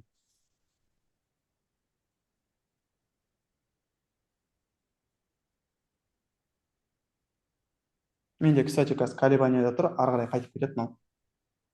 Әдемі, керемет. Так. Настройкаға келейік. Сұрақ қандай болып еді есепте? Сұрақ қазір бір минут. Мен ползунокты колебания емес, неге қойып қоя салайын? один разға. Один. Сұрақ бізде табандарының ұзындығы 1 сантиметрге тең қабырғалы үшбұрыш болатын тік призманы табандарының центр арқылы өтетін түзу бойымен айналдырып пайда болған фигураның көлемін тап дейді. Көлемін таба салуға болады мына жерде уже. Иә, вот міне. Скрин етіп аламыз просто так. Бізде суреті бар уже. Доскамызға алып бара қоямыз, саламыз. Вот менде бізде уже суреті дайын тұр, түгел несіменен. Ары қарай уже просто так жазып саласыздар ғой. Так. Бұны есептеп отырудың қажет жоқ деп ойлаймын жалпы. Мына қабырғаның ұзындығы керек қой бізге. Мынау қабырға бізде ол әрі медиана, әрі бисектриса, әрі биіктік. Поскольку бізде қабырғаларымыз бір, мына қабырғамыз десе енді мынадан биіктік түскен кезде енді медианалардың қиылысын өтесіз ғой, мына как бы әрі биіктіктердің, әрі бисектрисалардың. Онда 0,05 бола қояды мына жер. 0,5 бола қояды. Сонда мен мына қабырғаны таба салсам бітті да. Мынаны таба салсам бітті. Бұл бізде катет қой, 1-дің квадратынан азайтып тастаймыз. 2-ден 1-дің квадраты. Бұл қанша болады бізде? 4-тен 3 бола ма? 4-тен 3 болады, иә. 4-тен 3 болады. Түбір астында түбір асты 3 бөлінген 2 бола қоя ма? Түбір асты 3 бөлінген 2. Бізге керегі, медианалар бір-бірімен қиылысқан кезде 2-де 1 қатынасында қиылысады ғой. 2-де 1 қатынасында қиылысады ғой. Демек, маған бұның 3-тен 2 бөлігі керек. 3-тен 2 бөлігі керек. Иә, 2 мен 2 қысқарып кетті. Сонда түбір асты 3 бөлінген 3. Радиусы түбір асты 3 бөлінген 3 екен. Цилиндрдің несі керек бізге? Көлемі керек па? Көлемінің формуласы ол R емес па? R квадрат көбейту H. Табанның ауданының биіктік көбейтіндісі. Биіктік мұнда бізге не деген өзі? Тең қабырға. Так, мына жерде несі ғой? В общем, биіктігі де негізі 1 болу керек. Мен жазуды ұмытып кеткен ғой мына жерде. Барлық қабырғалар 1 болу керек. Иә. Ары қарай таба саласыздар ғой, орнына қойып. Жаңа кітаптан скриндамай-ақ просто теріп жаза салып едім ғой, чтобы некрасиво болып тұрмасын деп. Сол жалпы. Так. Ал мына фигураны қарайық енді. Мына фигура қалай болады?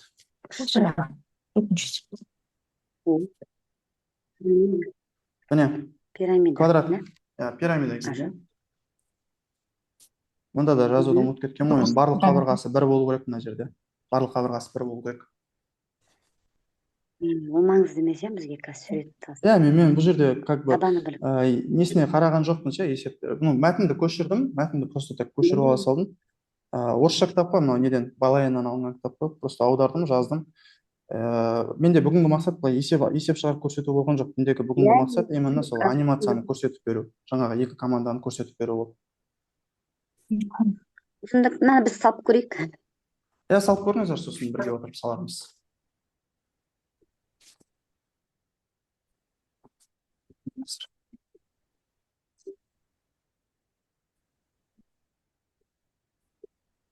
Бастап кету қиын болып жатыр бізге.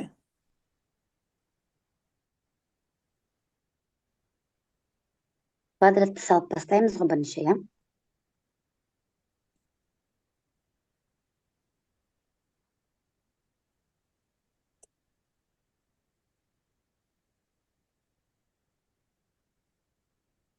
Табанына бірлік квадрат сала салыңыз.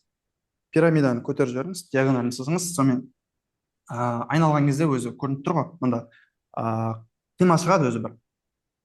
Диагональ арқылы өтетін жазықтықпен қимасы бар ғой.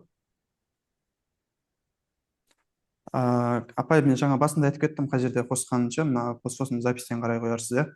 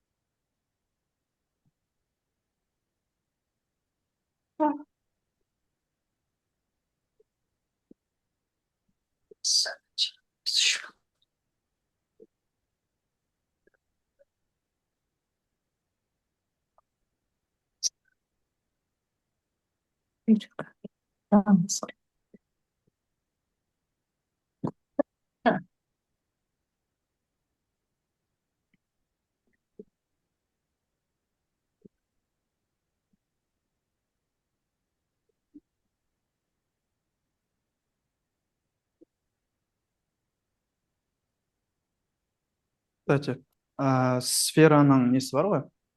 Қалай еді? Ауданы. 4πr квадрат деген. Соның формуласында біз осы геогебра бойынша дәлелдеген тұғымыз слой-слойға бөліп алып, өзі кітапта көрсетілген сол слой-слой арқылы ше, көп бұрыштармен аналогия келтіріп. Осыны да сол геогебра арқылы жасап көруге болады негізі.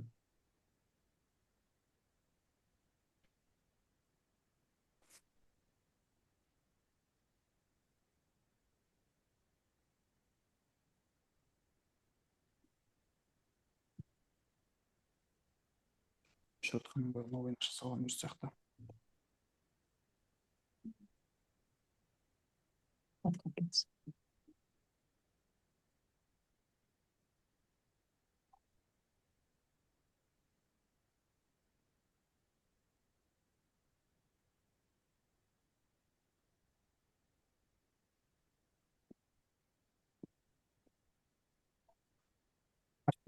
Ешқандай элементті өшірмеңіздер сосын. Ешқандай элементті өшірмеңіздер, тек жасырып қоямыз. Өшірсеңіздер, бүкіл жасаған жұмыстарыңыз нөл болып кетуі мүмкін. Сіз қандай да бір элемент өшірген кезде, сіз сол элементке жалға қойған екінші элементіңіз қосылып өшіп кетеді.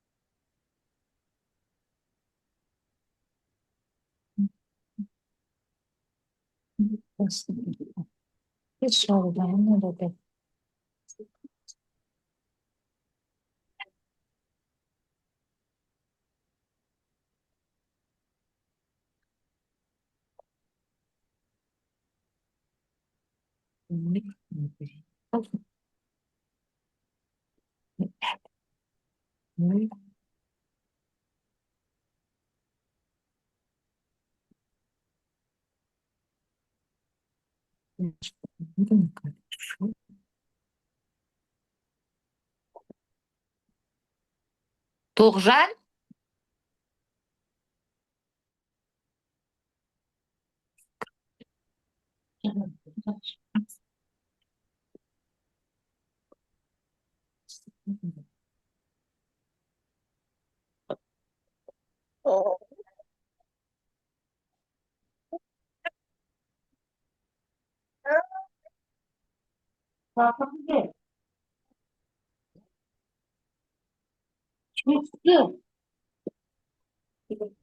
Не түсті? Кел, кеш, келе. Tamam. Canını sor. Altınını sor. Maşından mı? Gel. Gel. Evet can.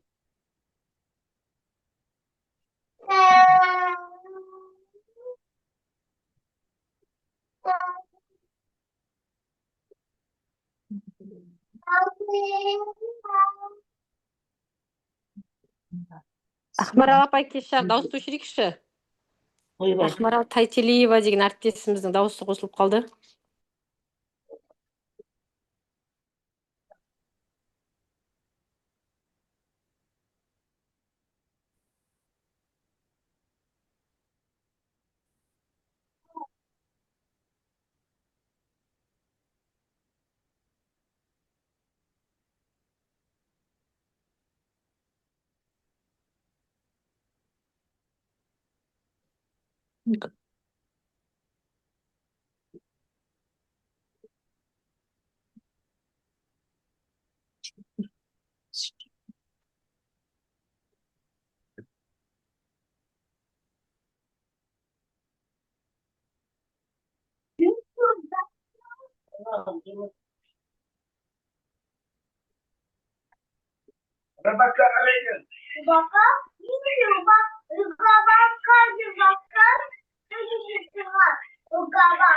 Тоже. Так.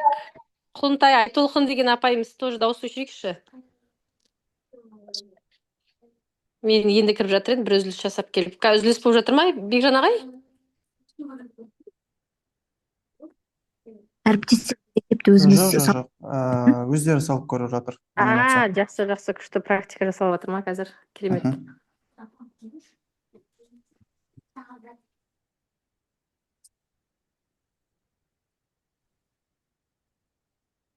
Неше әріптесіміз параллельно жұмыс жасап отырмыз, барлығымыз геогебраны аштық па әріптестер, басқамыз жай қарап отырмыз ба, сәл бір кері байланыс берейік. Кейбір әріптесіміз енді телефонмен кіріп отырғасын бір ыңғайсыздықта болып жатқан шығар. Плюс қоя кетейікші, қанша әріптесіміз жұмыс жасап отыр енді қазір? Мен экран көрініп тұр ма? Ағай. Мен экраным көрініп тұр ма? Жүріп жатыр ма? Ақтор ханым мында бір ұсыныс түсіп айтып едік біздерге осы геогебраны басынан бастап түсіндіретіндей. Оны сізге ұсыныс деп айтсын деп айтып жатыр Бекжан ағай. Дұрыс па? Ағай, Бекжан ағай. Бастан көрсетсеңіз, сіздікі дұрыс айналмай тұр ғой ол. Соны анау диагональдан сол жерді ғана айналдырып тұр ма? Тек табанын айналдырып тұр, ана фигураны емес. Мен пирамидан алған жоқпын өшім, қазір дұрыстаймын. Жоқ, сізде пирамида айналу керек бұл жерде сізде. Бір әріптесіміз бізде де шуып кетті ме, үйімізде дұрыс естілмей қалды.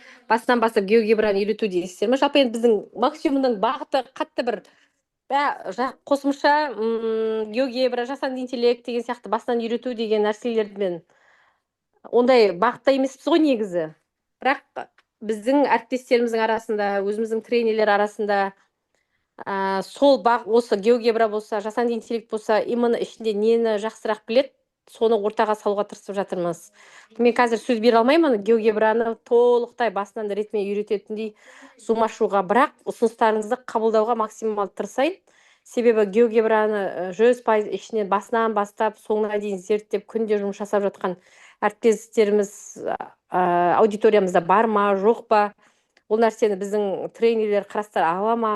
Оны мен ортаға салуым керек. Содан кейін ғана мен жауабын айта аламын. Жақсы ма әріптестер? Бір әріптесіміздің ұсынысы бойынша. Жалпы бұл негізі үйрететін нәрсе емес, ол өзі үйренетін нәрсе ше. Методом пробы и ошибок.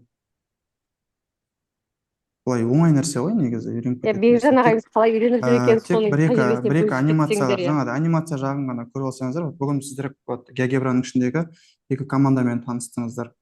Осы екі команда бұл бізде толық 11-ші сыныптың несі, айналу денелері, көлем, аудан, бізде цилиндр, конус, сфера, солардың барлығын қамтиды. Просто екі команда сол екеуін қамтиды. Ары қарай уже пирамидаларға қатысты, призмаларға қатысты тағы бір екі не бар, құрал бар мұнда. Сол екі құралдың көрсету жолы бар. Ары қарай анимацияны құрастыру, именно осылай анимацияны құрастыру. Бұл уже мұғалімнің өзінің несіне, көзқарасына байланысты болады, идеясына. Идея келеді, сіз просто так мұнда саласыз и жасайсыз. То есть барлық нәрсе индивидуально бұл жерде. Тек сол құралдарын көрсетіп жатырмыз. Мұнда екі команда, тағы бір 2-3 құрал бар өзі анимацияға арналған. Бұлай мұғалім үшін сол екеуі жеткілікті деп ойлаймын мен өз басым. Әріптестер алдағы уақытта Бекжан ағайдың біраз геогебрадан тәжірибесі бар секілді. Бар білетінмен, өзі үйреніп жүргендермен, қолданып жүргендермен енді ортаға бөлісуге тырысамыз. Негізі бұл яшымен көп ішінде функцияларын біраз шұқылап, қолмен істеп көріп, біраз шығармашылық жасайтындай не ғой, программа ғой. Сонда да бір элементарный жазықтықтан бастап кеңістікке дейін жайлап өтетіндей болатын болса, оны айттым ғой, алдағы уақытта қарастырып, ортаға салып, оны біздің тренерлердің арасында, жақсы геогебрамен айналысып жүргендердің арасында оны ортаға салатын боламыз. Енді әріптестеріміз, қаншалықты әріптесіміз жұмыс жасап жатыр енді қазір? Шамалы бір плюс қоя кетсеңіздер, кері байланыс беріп. Жалпы ұнап жатыр ма? Бекжан ағай, мынандай сұрақ қой. 11-ші класста бізде бір тақырып бар. фигураларды жаздық пен қимасы деген тақырып бар ғой, енді бай осы геогебра өте жақсы да соған көрсетуге, мысалы түсініктеме беріп қойып мысалы деген. Бірақ мына жазықтың анда функция бар, ана плоскость через 3 точки деген, соны салып жіберсең ол тікелей салып қояды да жанына қарай. И не мысалы деген қандай фигура көрсеткің келеді ары қарай сол жерді қиып алуға қалай болады, мысалы деген қалған ана жазықты алып тастап, мысалы ішінде 3 бұрышықты, мынау 4 бұрышықты деп осы жерді тек бояп қойған. Не ғой, оған анимация жасаудың қажеті жоқ ше, мен өз басым онымен бас ауыртып жүргенім жоқ негізі. Онда қараңыз, вот дайын файлдар, осы уақытқа дейінгі мұғалімдердің жасаған дайын файлдары, осылармен жұмыс жасасаңыз сізге былай жетіп жатыр ол нәрсені. Есептер жалпы бір-біріне ұқсас қой ол жерде. Мен қазір мынаны ашып жатырмын. Так.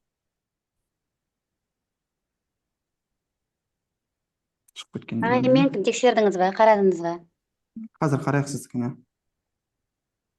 Аха. Айналып жатыр ма? Иә. Енді вот сізде диагональ арқылы өтетін жазықтық пен қимасы бар ғой, соның көлеңкесі шығады негізінде. И ана изначальный неңізді өшіріп тастасаңыз болады, пирамидаңызды. Соны өшіру деген. Мында тұр ғой сізде. Міне мында тұр ғой кнопка. Вот осымен өшіресіз. Қазір сіздің айтқаныңыз қайда, немен өшірдейсіз? Мен перпендикулярды қойып өшіріп отырамын. Нәуірлерді ма? Аха. Так, бізде пирамида ма еді? Иә. Бізде пирамида еді. Выдавить пирамиду. Басайық. Так, высота 4 баға қойсын. Пирамидамыз кетті. Енді пирамиданың аты Б екен. Слайдер керек маған. Слайдерді салайық. N. Слайдер бар. Так. Маған еще не керек қой. Диагональ қимасы керек, е? Диагональ арқылы өтетін ось керек. Так, бұл осьтің аты қалай болады екен өзі? Бұл осьтің аты бізде екен кішкентай. Так. Енді пирамиданың аты бізде Б еді. Айналдырайық енді. Так, пирамиданың аты кішкентай Б. Айналу бұрышы N. Ось бізде кішкентай К. Так. Айналдырып көре қояқ. Міне, апай, сізде осылап тұр ғой, да? Міне. Айналып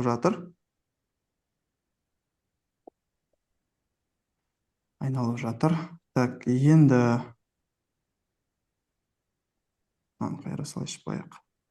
Енді маған осьтік қимасы керек, еткені көлеңкені сол осьтік қимасы береді. Мына жазықтық арқылы өтетін. Так, мына 3 бұрыш керек болады маған. Так, бұл 3 бұрыштың аты қалай екен енді? Бұл 3 бұрыштың атын тауып алу керек бұнда. Многоугольники. Так, бұл емес. Міне. Треугольник тұр екен ғой. Т1 деп тұр. Басқа бір әріппен жазайықшы бұны. Үлкен Q лайық. Так, енді маған именно сол осьтік қимасы береді көлеңкені. То есть surface үлкен әріппен Q, N және K түзуі бойынша еді. Все. Енді қазір айналдырған кезде бізде жаңағыдай оның айналу денесі шығады. Ескі пирамиданың аты Б еді ғой. Вот мына кнопканы бастым, все. Енді керек емес лишний нәрсенің бәрін өшіріп тастай салуға болады, просто так. Так, маған мына ось керек, а вот мына ось керек емес, е? Бұл бізде J деген перпендикуляр екен. Бұны да жасырып қояйық. Міне, суретіміз дайын. Осылай еді вроде. Міне. Все. Анимация.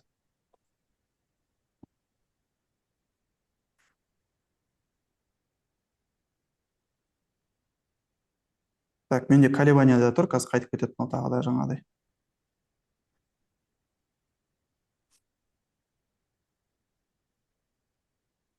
Увеличение 1 раз. Все. Получается, на юла сияқты получается, да, шығады сюда фигура. Вот міне. Ішінде пирамида тұр, қаласаңыз ол пирамиданы жоқ қылып тастасаңыз да болады. Мне кажется, тұра берген әдемірек сияқты. Ағай, менде қай жерде қате болып жатыр? Неге менде андай іші андай цветті шықпайды, андай болып? Неге мындай прозрачный болып айналып жатыр өзіме өзі? Кәне? Мен көріп тұрған жоқпын сіз кім. Сіз әлі екінші команданы енгізген жоқсыз ғой. Surface командасын енгізген жоқсыз. Surface командасын енгізу керек бұл жерде уже. Сіз бірінші, міне қараңыз, мен Surface командасын мұндағы үш бұрышқа енгіздім. Q деген многоугольник көріп тұрсыз ба? Мен қазір басып қойдым. Қаласаңыз, мен бұның түсін өзгертіп көрсетіп бере аламын. Қандай үш бұрыш жатқанын. Так. Более әдемірек көрсету үшін қара қылып тастайық бұны. Көріп тұрсыз ба? Қара үш бұрыш.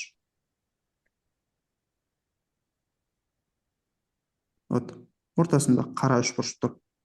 Сол қара үш бұрыш бізге именно жаңағыдай несін береді, қаптамасын береді айналдырған кезде. Мен сол үш бұрышты салып алдым да, сол үш бұрышты салып алдым. И сол үш бұрышты уже жаңағыдай поверхностьті беретінде, яғни Surface командасын именно сол үш бұрышқа беріп отырмын. Айналуды мен пирамиданың өзіне беріп отырмын, Surface командасын именно үш бұрышқа беріп отырмын.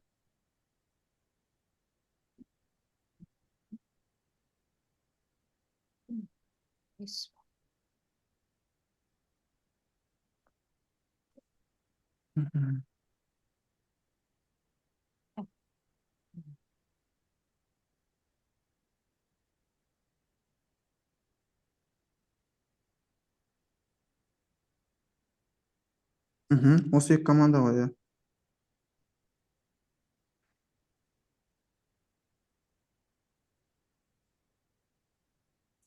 Қазір записьті жібересіздер ғой, иә? Не, YouTube каналға салады, сояқтан ссылка барады ғой сіздерге. Чатқа салады ссылкасын. Ағай, менде сонда да бірдеңе қате болып тұр. Қараңыз. Сізге көрініп тұр ма? Иә, көрініп тұр. Немене қате болып жатыр, мынау не болып жатыр? Ана жақта бірдеңе айналып жатыр. Үш бұрышым айналып қалды. Сіз ары қарай салып жібергенсіз ғой оны. Сіз астындағы үш бұрышқа салып отырсыз ғой, астындағы. Иә. Мен жарты үш бұрыш тұр ғой, табаным жарты. Қараңыз да, сізде мынандай жердегі үш бұрыш айналып жатыр. Сізде қараңыз. Мынаны салған кезде сіз именно мына үш бұрышты салып жатсыз қазір. Табанындағы үш бұрышты салып жатырмын. Иә, сіз мынаны алып жеріп отырсыз, былайынан алып жеріп отырсыз, мына үш бұрышты алып жеріп отырсыз. Мен есе айналдырып отырмын. Сіз қимадағыны ма? Қимасында. Если мен мына ось арқылы жазықты өткізетін болсам, көрсетесіз, мына жерде бар ғой. Үш нүкте арқылы бар. Қазір дұрыстаймын. Міне мына жазықтықты өткізген кезде, мына оның қаптамасын осы жазықтық береді ғой бізде өзі. Жаңағыдай айналдырған кезде. Осы жазықтықпен жасалынған пирамиданың диагональдық қимасы керек бізде. Осы қиманың осы жерден үш бұрыш аласыз да, и сол именно Surface командасын сол үш бұрышқа бересіз. Сол кезде сізде дұрыс анимация шығады. Но при этом жаңағы Rotate командасын пирамиданың өзіне бересіз. Оқушы көру керек қой, именно қай фигура айналып жатқаны. Ағай, мына фигураларға анимация беретін бағана екі программа ма? Иә, екі команда сол. Артық алыс кеткен жоқпыз, сол баяғы екі команда. Мына екі команда болып отыр. Көрініп тұр ма сізге? Иә, вот. Міне енді әдемі шықты. Дұрыс болды ма? Аха. Енді дұрыс болды. Ой, наконец. Рахмет. Все, осылайға.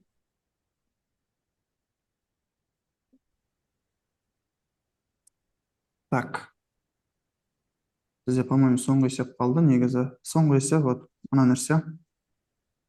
Бұны айналдырған кезде негізі екі цилиндр шыға қояды, уже. Мына фигураның өзін салып аласыздар ең алдыменен. Фигураның өзін. Мен бұны қалай істедім? Бұл жерде мен екі жаңағыдай дөңес емес төртбұрыштар ғой, мына жерде дөңес емес төртбұрыштар болғандықтан оны жаңағыдай айналдыруға геогебра жаңағыдай қуат сәл түсінбейді сіздің не талап етіп жатқаныңызды. Поэтому бұл жерде екі призма тұрғызып алған дұрыс болады. Екі призма. Вот. Салуын көрсетіп берейін, ары қарай өздеріңіз айналдырып аласыздар. Не өшіріп тастадым енді ады. Все, вот. Керек емес. Так, ең алдыменен маған төртбұрыш керек, то есть квадрат керек табанында. Многоугольник. Правильный многоугольник керек маған. И төртбұрышы бар. Және оны мына жағы керек екен, еще.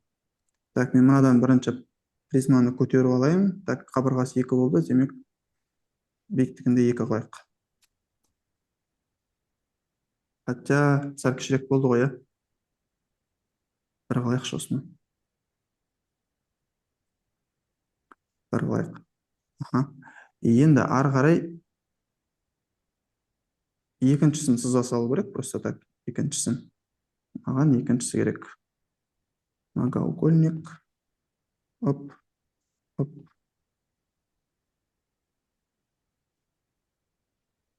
Многоугольникті салып алдық. Енді высота тоже бір бола қойсын. Сонда міне. Төменге қарай кетіп қалды менікі. Төменге қарай кетіп қалды менікі қазір.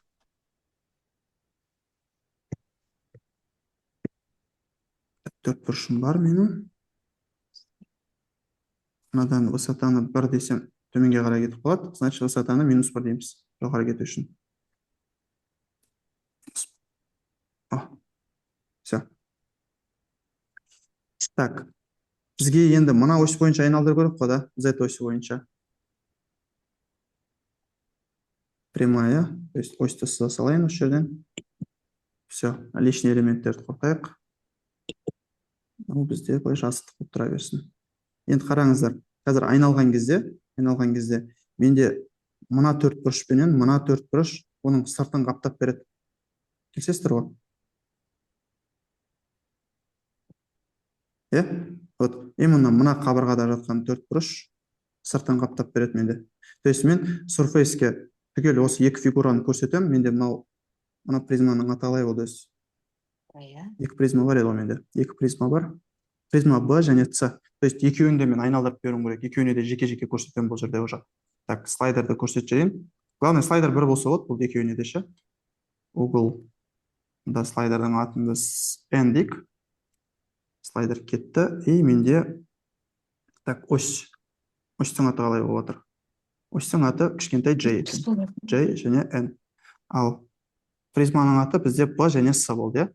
Так, кеттік. Айналдыру.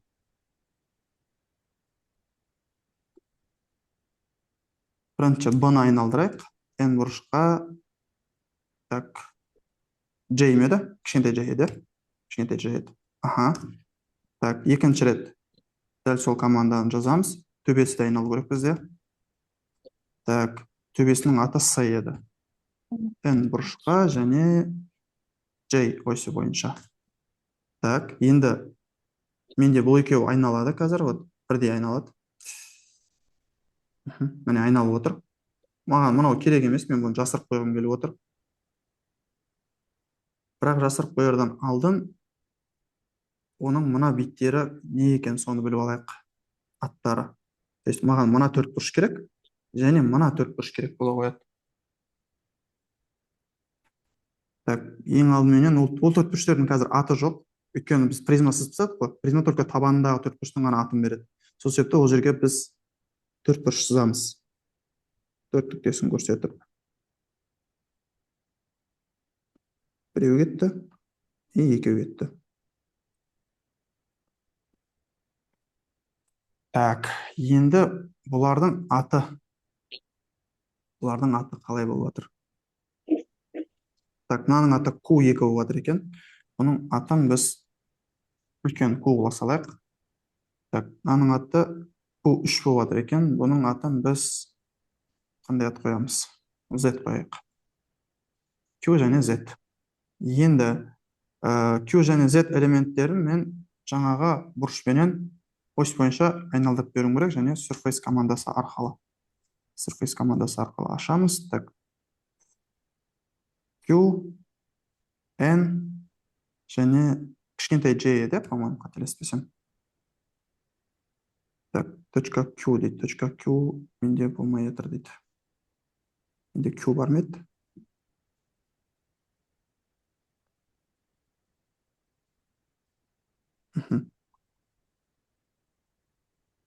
Аты қайталанып кетті ау деймін. Бүктемен. Жоқ. Мен алып кетіп жатқан жоқ. Бермей жатыр маған. Q2 дегенді ала салайықшы шамахан. Кішкентай Q2 менен. Вот все. Q2 менен алып отыр. Так, екіншісінің аты бізде мынау еді. Жоқ. Insert екен. Так.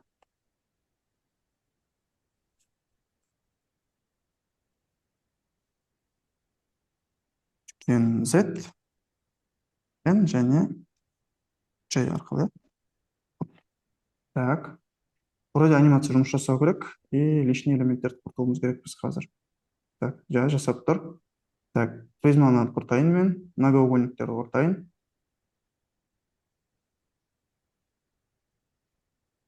И призма менде мынау призманың өзі менде тұр. Олар уже айналғандағысы. Все, вроде анимация дайын. Ну, для красоты вот мына нүктелерді алып тастасаңыз болады. Опять же, жаңағыдай мына жақпен мынандай нелерді, галочкалерді шешіп тастау арқылы. А так былай анимация уже дайын. Кетті.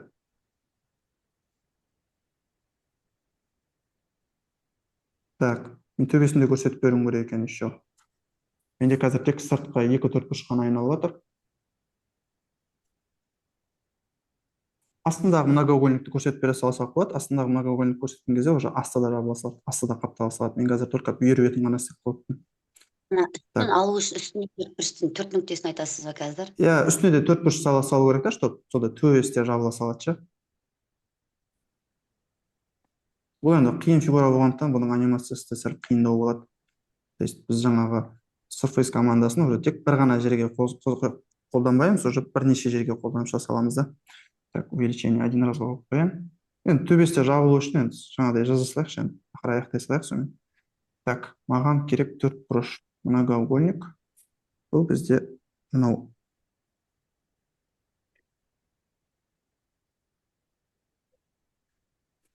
Так, бұның аты қалай болып жатыр? Бұның аты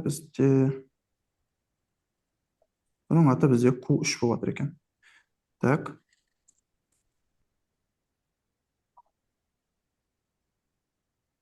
Q3 болды.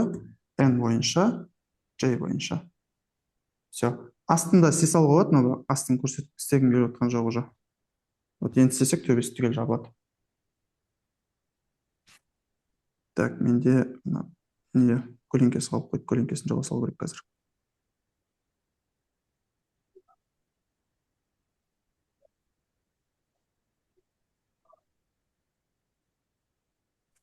И Q3-ті жаба салу керек. Все.